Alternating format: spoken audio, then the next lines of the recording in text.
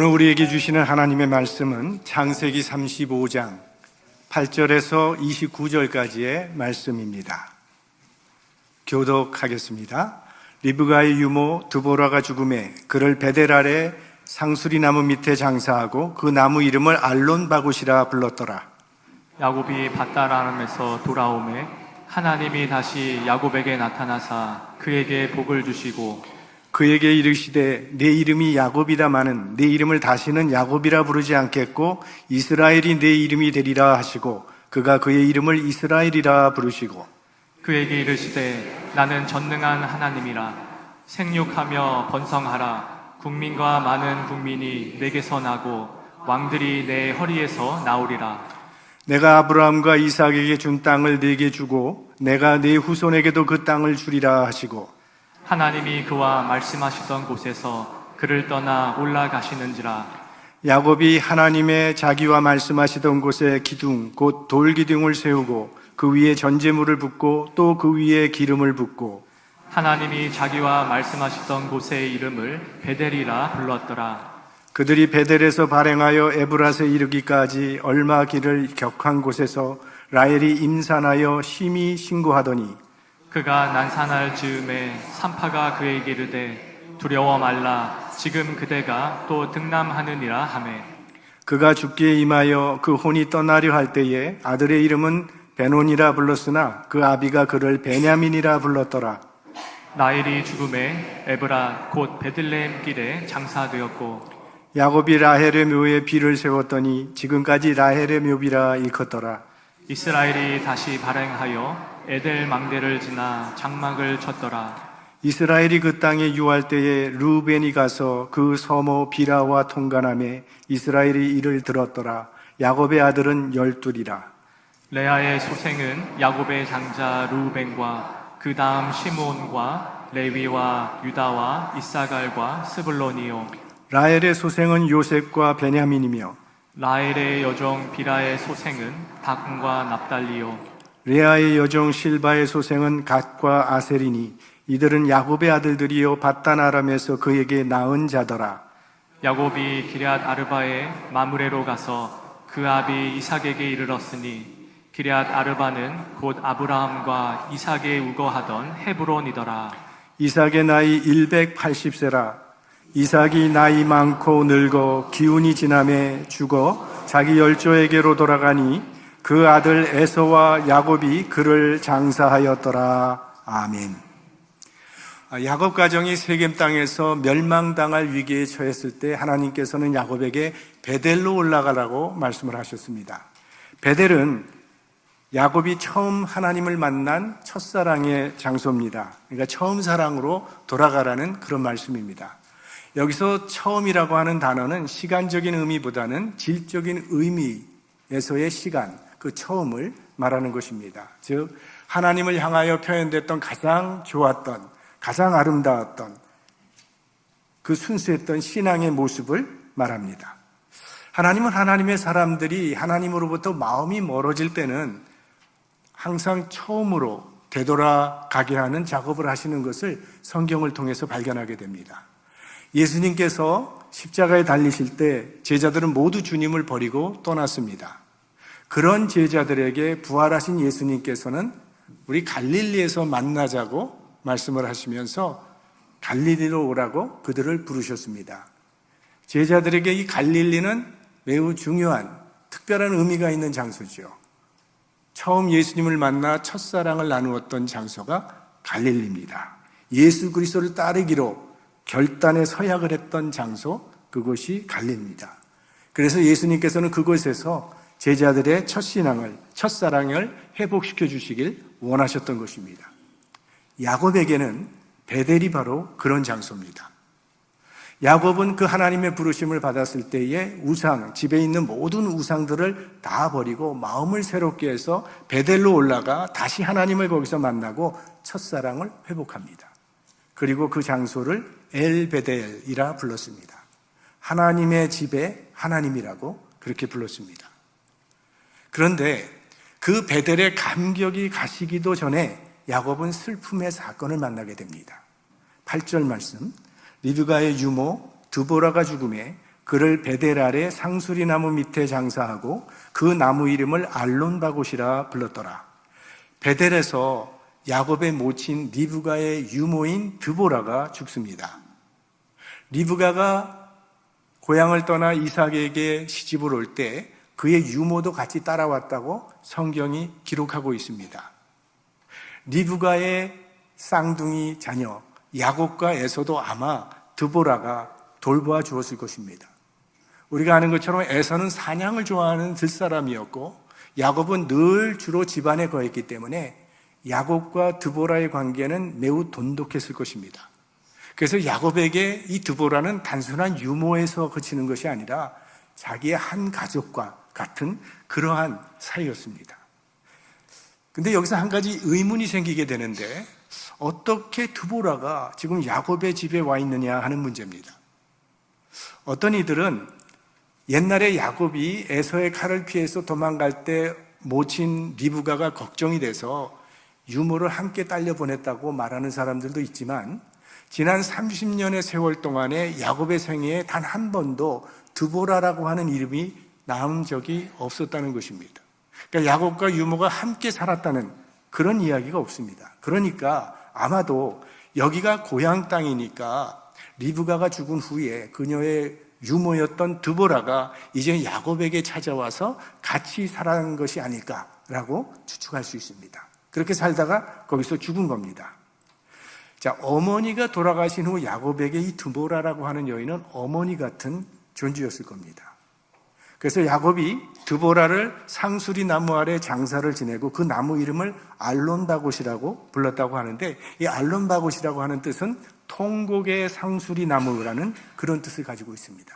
그러니까 야곱이 거기서 통곡을 하면서 드보라의 죽음을 슬피 울었다는 그런 이야기죠. 그러니까 이것을 보면 드보라가 얼마나 그 가정에 사랑을 받았는지를 알 수 있습니다. 드보라는 평생 자기 주인인 이삭의 집안을 섬긴 여인입니다.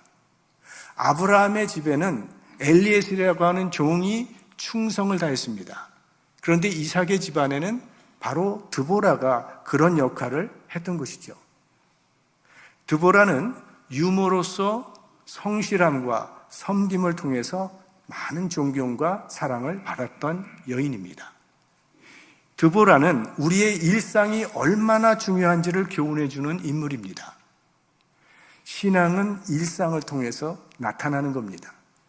우리의 삶이 드라마틱하거나 획기적이어야 할 필요는 없습니다. 하나님이 우리들에게 원하시는 삶은 그저 평범한 일상 속에서 하나님의 말씀을 따라 살아가는 겁니다.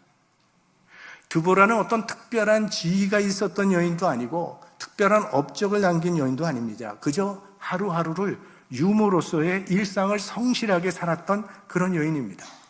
그런데 성경은 이 여인의 이름과 죽음 그리고 그 여인이 묻힌 나무 이름까지도 기록하고 있다는 사실입니다. 하나님의 역사는 우리의 일상과 그 일상에서의 믿음의 선택들이 모여서 이루어지게 되는 것입니다. 오늘 우리들이 믿음으로 사는 이 평범한 일상도 하나님의 역사의 하루가 되는 것입니다. 그래서 우리는 우리의 일상이 하나님이 기뻐 받으시는 예배가 되도록 살아야 한다는 것입니다. 그것이 하나님이 기뻐하시는 거룩한 산제사요 우리가 드릴 영적 예배가 되는 것이죠. 자, 드보라의 죽음을 슬퍼하고 있는 야곱에게 하나님께서는 이 축복의 약속을 새롭게 해주십니다. 10절 말씀, 그에게 이르시되 내 이름이 야곱이다마는 내 이름을 다시는 야곱이라 부르지 않겠고 이스라엘이 내 이름이 되리라 하시고 그가 그의 이름을 이스라엘이라 부르시고. 자, 야곱이라고 하는 이름은 남을 넘어뜨리는 자라고 하는 뜻을 가지고 있습니다. 자기 형 에서의 발목을 잡고 태어날 때부터 야곱은 남을 넘어뜨리는 자였습니다. 아버지 이삭을 넘어뜨렸고 외삼촌 라반을 넘어뜨렸습니다. 그러나 이제부터는 야곱이 아니고 이스라엘이라 하리라. 자, 이스라엘의 이름의 뜻은 하나님의 다스림을 받는 자라는 뜻이라고 말씀을 드렸습니다. 이스라엘이라고 하는 이 이름은 오늘 처음 야곱이 받은 이름이 아니죠. 창세기 32장에 보면 야복나루터에서 하나님과 밤새 씨름을 한 후에 받은 축복의 새 이름이 이스라엘입니다. 하지만 그는 그의 이름, 이스라엘다운 삶을 살지는 못했습니다. 그래서 지금까지도 계속 야곱이란 이름으로 불려졌습니다. 그런데 오늘 베델에서 하나님께서 다시 그의 새 이름을 확증시켜 주십니다. 야곱이란 이름으로 이제는 부르지 말 것이고 이스라엘이라 부리라고. 우리가 성경을 보면 이름이 바뀌는 것은 새로운 신분을 상징하는 것입니다. 자, 이스라엘은 하나님께서 붙여준 이름입니다. 내 이름이 야곱이다마는 나는 너를 이스라엘이라 부리리라. 야곱아, 비록 내 행위가 이스라엘답지는 못하지만 나는 너를 그래도 이스라엘이라고 부르겠다는 것입니다. 그러니까 하나님께서 야곱을 이스라엘로 인정하시겠다는 그런 말이죠. 자, 이 말씀은 우리가 구원의 관점에서 생각해 볼 수도 있습니다. 하나님께서 우리들에게 새로운 이름을 주셨습니다. 이전에는 우리가 죄인이었지만 지금은 하나님의 자녀입니다. 그러나 우리의 모습은 새 이름으로 불리우기에는 너무나도 부끄럽다는 거예요. 사실 예수 믿고 있는 우리들 참 염치 없는 사람들입니다. 누구 못지않게 죄를 많이 짓고 살면서도 나는 하나님의 자녀라고 말하고 있으니 이게 얼마나 뻔뻔한 것입니까? 그러나 바로 그것이 오직 의인은 믿음으로 살리라는 복음의 진리가 된다는 거예요. 우리 중 누구도 행위로 말미암아 하나님의 자녀가 된 사람은 없습니다. 다만 예수 그리스도의 십자가의 공로로 구원받았을 뿐이에요. 우리는 아무 자격이 없지만 십자가 때문에 하나님은 우리를 하나님의 자녀로 인정해 주신다는 것입니다. 로마서 3장 28절 말씀 우리 다 같이 보겠습니다. 그러므로 사람이 의롭다 하심을 얻는 것은 율법의 행위에 있지 않고 믿음으로 되는 줄 우리가 인정하노라. 하나님이 우리를 그렇게 인정해 주시니까 우리도 그걸 인정하는 것입니다. 그리고 이어서 이제 하나님께서 아브라함과 이삭에게 주셨던 약속을 야곱에게 주십니다. 11절부터 그에게 이르시되 나는 전능한 하나님이니라. 생육하며 번성하라. 국민과 많은 국민이 네게서 나고 왕들이 내 허리에서 나오리라. 내가 아브라함과 이삭에게 준 땅을 네게 주고 내가 네 후손에게도 그 땅을 주리라 하시고, 하나님께서 이러한 번영의 복을 아브라함에게 약속하셨고 또 이삭에게도 약속하셨는데 이제 그 복이 야곱에게로 이어지고 있습니다. 물론 이 약속 안에는 외적인 복뿐만이 아니라 하나님의 보호하심과 하나님의 인도하심, 자유, 평강, 사랑과 희락과 같은 영적인 복이 함께 포함되어 있는 것이죠. 하나님께서는 하나님의 자녀들에게 이러한 풍성한 삶을 약속해 주신 것입니다.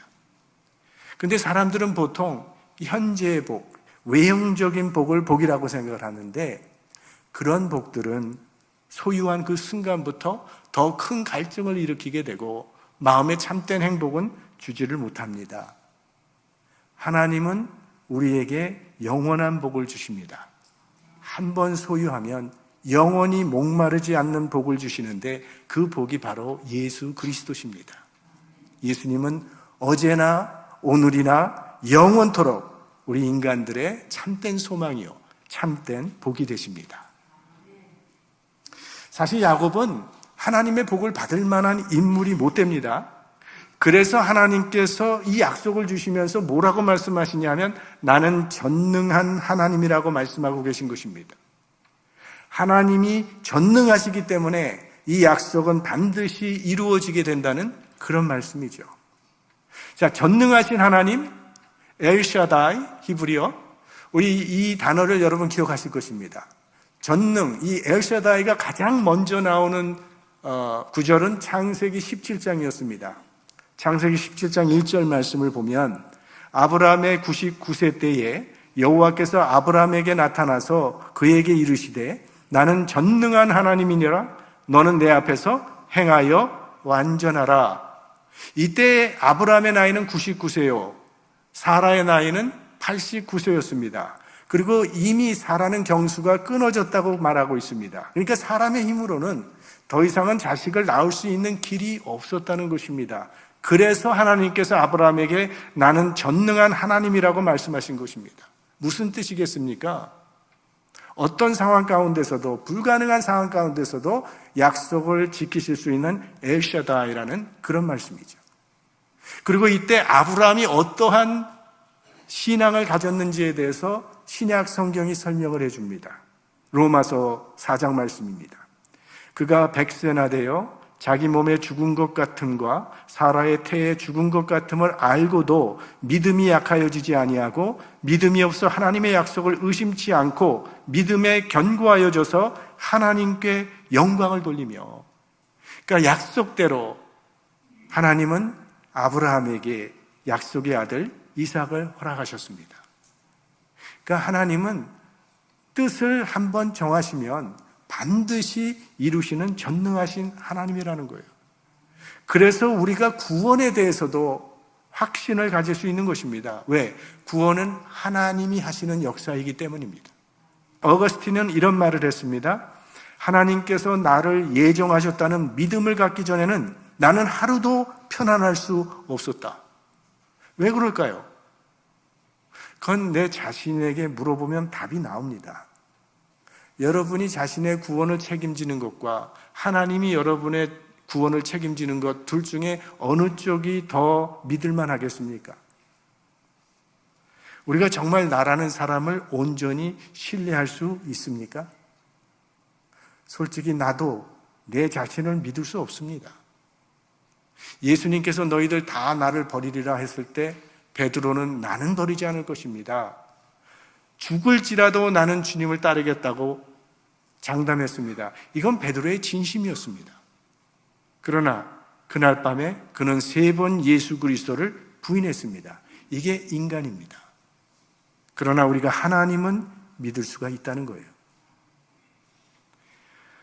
드보라를 잃고 슬퍼하는 야곱에게 하나님께서는 하나님의 언약을 상기시켜 주시면서 야곱의 영혼과 마음이 낙심치 않도록 붙들어 주시고 격려해 주시면서 지금 위로해 주고 계신 것입니다. 우리 삶의 여정 가운데도 우리는 질병의 고통이나 가난의 아픔, 사랑하는 친구와의 이별, 정말 내가 사랑하는 사람의 죽음 같은 여러 가지 고난과 슬픔의 사건을 만나게 되는데, 그런 사건을 만날 때마다 그것이 우리를 낙심케 하고 절망으로 끌고 가지 못하도록 우리는 이 하나님의 언약의 말씀을 늘 우리 심령에 새롭게 할 필요가 있습니다. 그래야 슬픔에 묶이지 아니하고 하나님께서 우리를 부르신 그 부름의 삶을 살 수가 있고, 그런 슬픔과 고통조차도 성숙의 기회로 전환시킬 수 있기 때문입니다. 로마서 5장 말씀에 이런 말씀이 나옵니다. 함께 보겠습니다. 우리가 환난 중에도 즐거워하나니 이는 환난은 인내를, 인내는 연단을, 연단은 소망을 이루는 줄 알미로다. 여기 맨 끝에 알미로다라고 하는 단어가 대단히 중요한 겁니다. 하나님의 백성은 환난 가운데서도 즐거워할 수 있다고 말합니다. 왜냐하면 환난도 유익을 가지고 온다는 사실을 알기 때문이라고 그렇게 말하고 있어요. 제가 대학 청년부 교육자로 사역을 할 때 그때 참 매주일 신실하게 주일 예배에 나와서 함께 했던 한 여학생이 있었습니다.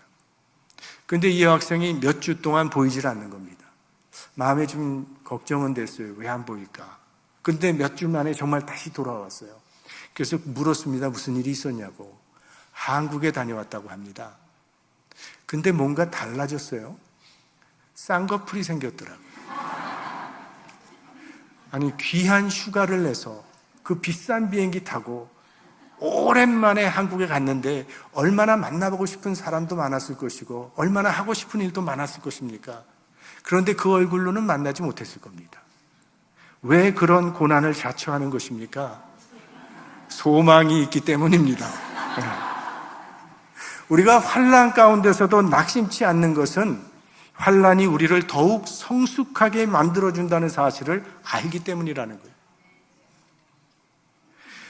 지금 하나님께서는요, 이 드보라의 죽음과 이제 라헬의 죽음 그 사이에서 하나님의 언약을 확인시켜 주고 계십니다.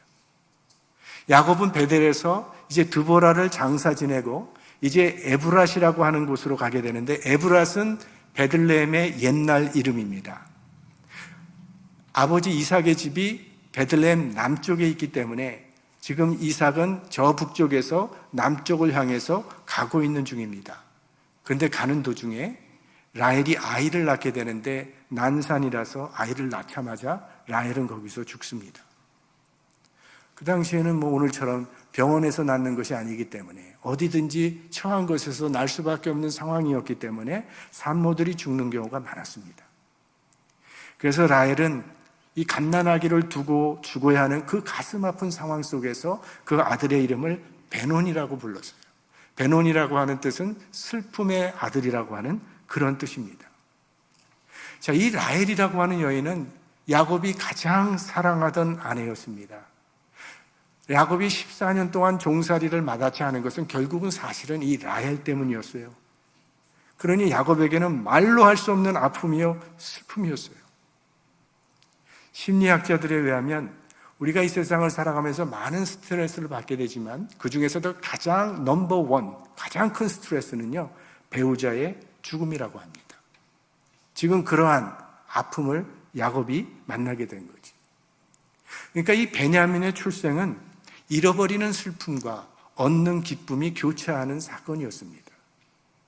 베냐민이 태어남으로 이스라엘의 12지파가 완성된과 동시에 야곱은 가장 자기가 사랑하던 아내 라헬을 잃는 슬픔을 겪게 됩니다. 우리는 누구든지 슬픔은 없는 온전한 기쁨을 원합니다. 그러나 이 세상에는 늘 기쁨과 슬픔이 맞물려 있습니다. 라헬은 죽었지만 베냐민이 거기서 태어남으로 드디어 이스라엘의 12지파가 완성됩니다. 그리고 오늘 본문을 보시면 야곱의 12아들의 이름이 나오는데, 이제부터 본격적으로 하나님이 약속하신 대로 하늘의 별과 같이 이 바다의 모래와 같이 많은 후손들이 일어나게 될 것을 암시하고 있는 것입니다. 라헬이 아들을 베논이 슬픔의 아들이라고 불렀지만 하나님이 주신 생명에게 이것은 합당치 않은 이름이라고 생각을 해서 야곱은 아들의 이름을 베냐민이라고 불렀어요. 베냐민이라고 하는 뜻은 오른손의 아들이라는 뜻입니다. 자, 하나님 우편이라고 하는 것은 늘 하나님의 보호와 축복의 자리, 그리고 영광의 자리를 의미하는 것이죠. 그래서 오늘 우리가 사도신경으로 신앙 고백을 늘 하는데, 하늘에 오르사 전능하신 하나님 우편에 앉아 계시다가 이렇게 나옵니다. 그러니까 사랑하는 아내를 잃은 슬픔은 몹시도 컸지만 야곱은 지금 베냐민을 통해서 하나님의 구원의 역사가 멈추지 아니하고 진행되어 가고 있음을 믿음의 눈으로 어렴풋이 바라보고 있는 것입니다.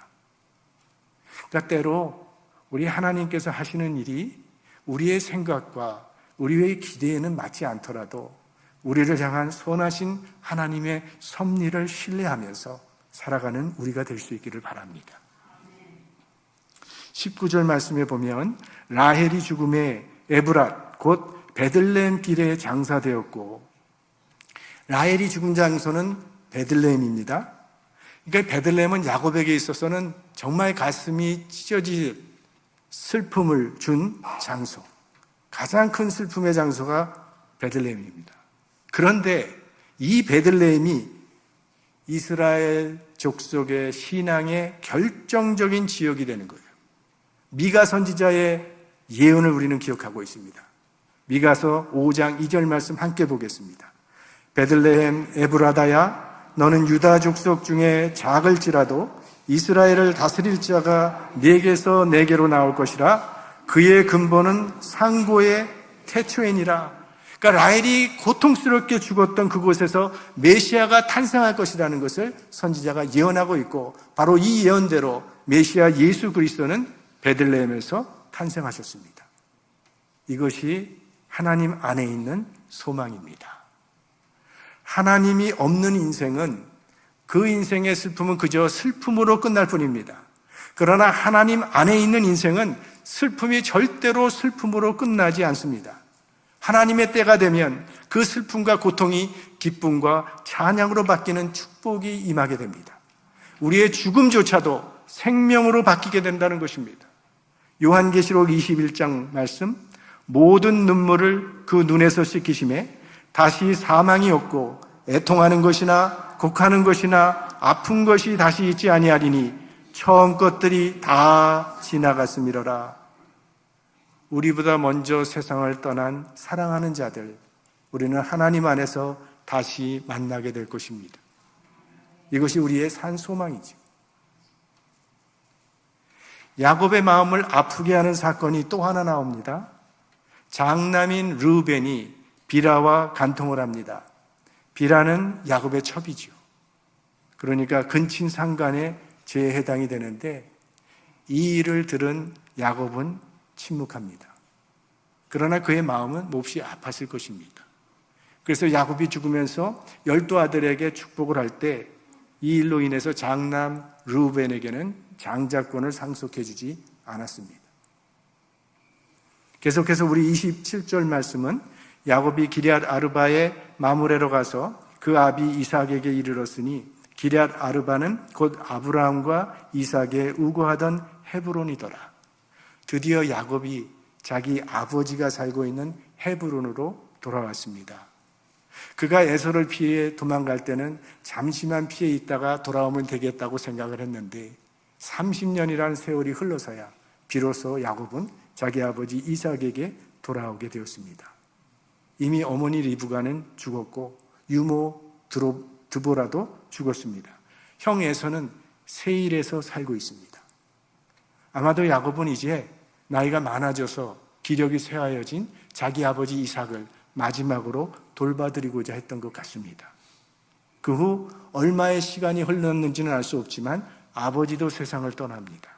29절, 이삭이 나이 많고 늙어 기운이 지나매 죽어 자기 열조에게로 돌아가니 그 아들 에서와 야곱이 그를 장사하였더라. 이삭이 죽었을 때 야곱과 에서가 함께 아버지를 장사 지내었다고 기록하고 있습니다. 아브라함이 죽었을 때도 이삭과 이스마엘이 함께 장사를 지냈습니다. 사실 이삭과 이스마엘도 별로 관계가 사이가 좋지 않은 관계였지만 아버지의 죽음 앞에서 화목이 이루어지게 됐던 것입니다. 이삭의 죽음도 에서와 야곱의 화목을 확증시키는 기회가 되었습니다. 우리 인간이 가장 선해지는 때는 죽음 앞에 섰을 때라고 생각합니다. 죽음 앞에 서면 용서 못할 사람 없고 화해 못할 사람 없습니다. 죽음은 모든 것을 종결시켜버립니다. 우리가 그런 마음으로 종말론적 삶을 살 수 있다면 매우 훌륭한 인생이 되리라 생각합니다. 자, 오늘 창세기 35장을 살펴봤는데 창세기 35장은 야곱에게 많은 슬픔을 안겨준 장입니다. 어머니처럼 의지하고 따랐던 유모가 죽었고 가장 사랑하던 아내도 죽었습니다. 어머니 리브가는 만나지도 못하고 죽었습니다. 그리고 아버지 이삭도 죽었습니다. 이런 죽음의 사건 앞에 마음이 몹시 슬픈데 큰아들 르우벤이 자신의 첩과 간통을 하니 얼마나 마음이 아팠겠습니까? 하나님의 역사는 아무 어려움이나 문제 없이 척척 이루어지는 것이 아니라는 것입니다. 많은 우여곡절을 겪는 가운데 서서히 이루어져 갑니다. 야곱을 보더라도 드보라가 죽고 라헬이 죽고 베냐민이 태어나고 르우벤이 간통을 하고 이삭이 죽습니다. 그런 와중에서 하나님은 이스라엘의 12지파를 완성하십니다. 이제 야곱도 창세기에서 사라지게 됩니다. 그러나 하나님의 역사는 끝나지 아니하고 이제 요셉 이야기로 이어지게 됩니다. 한 세대는 가도 하나님의 언약은 변함없이 하나님의 백성 가운데 이루어져 나갑니다. 그래서 오늘 우리에게도 이어져 온 것입니다. 우리가 세상을 살아가면서 하나님의 말씀이 회방을 당하고 장애에 부딪히는 것을 볼 때 낙심하기 쉽습니다. 그러나 하나님의 약속은 인간의 죄와 어리석은 행실에도 불구하고 반드시 이루어진다는 사실을 믿으시기 바랍니다. 하나님은 전능하신 분이시기 때문입니다. 우리 삶에는 어려움과 고통의 문제가 찾아옵니다. 그러나 어떠한 고난과 어려움도 우리를 하나님의 사랑에서 끊을 수 없음을 기억하시기 바랍니다. 우리에게 향하신 여호와의 인자하심과 진실하심이 세상 끝날까지 우리와 함께 하실 것입니다. 시편 146편 5절 말씀 마지막으로 우리 함께 합독하겠습니다. 야곱의 하나님으로 자기 도움을 삼으며 여호와 자기 하나님에게 그 소망을 두는 자는 복이 있도다. 상황이 아무리 힘들고 어려워도 하나님 안에 있는 자에게는 소망이 있습니다. 이 하나님께 소망을 두고 살아가는 믿음의 사람들이 되시기를 주님의 이름으로 축원합니다.